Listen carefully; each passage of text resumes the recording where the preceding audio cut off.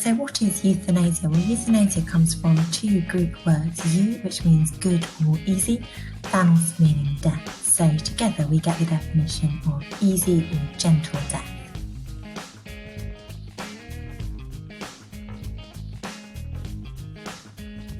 In current UK law, euthanasia is illegal and is counted as murder even if somebody asks you to kill them. Assisted suicide, i.e. aiding someone to end their own life, is also illegal under the 1961 Suicide Act. Both of these are counted as offences and will be punishable with up to 14 years in prison. Within a general definition of euthanasia, there are also some more specific definitions to be aware of. Firstly, voluntary euthanasia, where a person makes a conscious decision, they make the choice to die and they ask for help, compared to non-voluntary euthanasia, where a person is unable to give consent. So if they've been in a coma, for example, and somebody else has to make the choice for them. It's also important to distinguish between active euthanasia, so where an action is taken to end somebody's life prematurely. So that might be an injection or medication, compared to passive euthanasia, which is the withdrawal of a treatment. So that might be switching off a life support machine. In other words, you are allowing nature to take its course. Usually, but not always, you would see these terms grouped together as follows. So active and voluntary euthanasia compared to passive and involuntary euthanasia. It's important to be really clear on these definitions because they will have implications for how religious believers respond to some of the questions around euthanasia. Key discussion as part of the euthanasia debate is that of personhood. So when does a life stop being a life? And some people will say it's in the scientific or the medical definition that you stop living when your brain stops or when your heart stops. For others, they will say actually it's when your quality of life has decreased.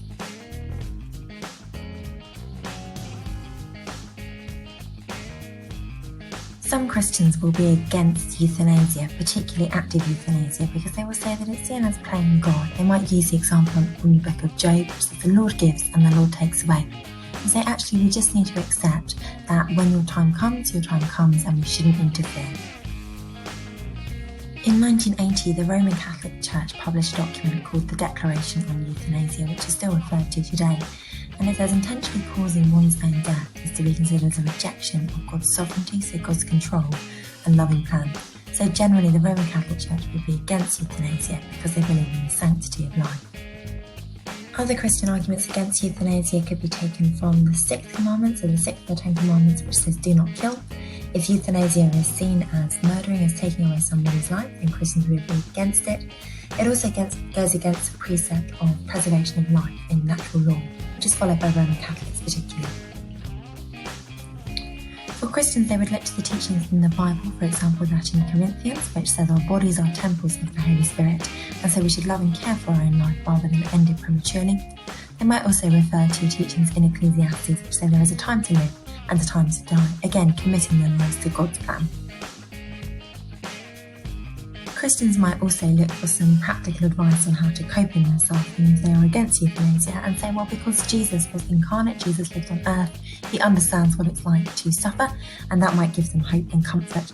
They might also look to hospice care and say this is a good alternative in maintaining an end with dignity.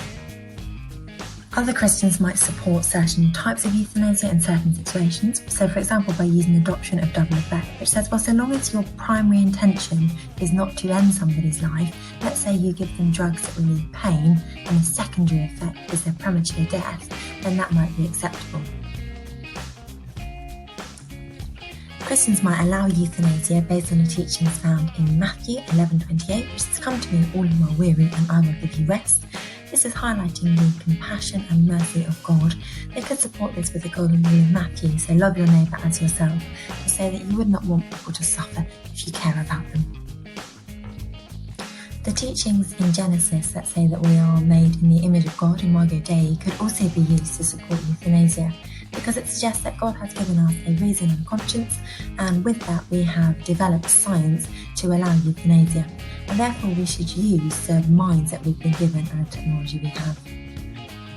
Non-religious arguments for euthanasia, generally speaking, they would support euthanasia as a way to end suffering, although people would recognise that careful legislation needs to be put in place. They might look to the teachings of situation ethics, as might some liberal Christians, to say each situation needs to be considered very carefully, as each is different. Non-religious arguments might also make use of the ethical theory of utilitarianism and look to the principle of utility, which says the greatest good for the greatest number. So we might say things like, well, there's this huge strain on the family, there could be pain for an individual, use of hospital resources, and therefore euthanasia can be justified based on the idea of the greatest good. A knowledge check to finish. Number 1, what does euthanasia mean? What does it translate to? Secondly, what's the current law about euthanasia in the UK? Thirdly, what Bible teachings, Christian ideas could be used to support euthanasia? And fourthly, why might some Christians be against euthanasia? What evidence could you use for that?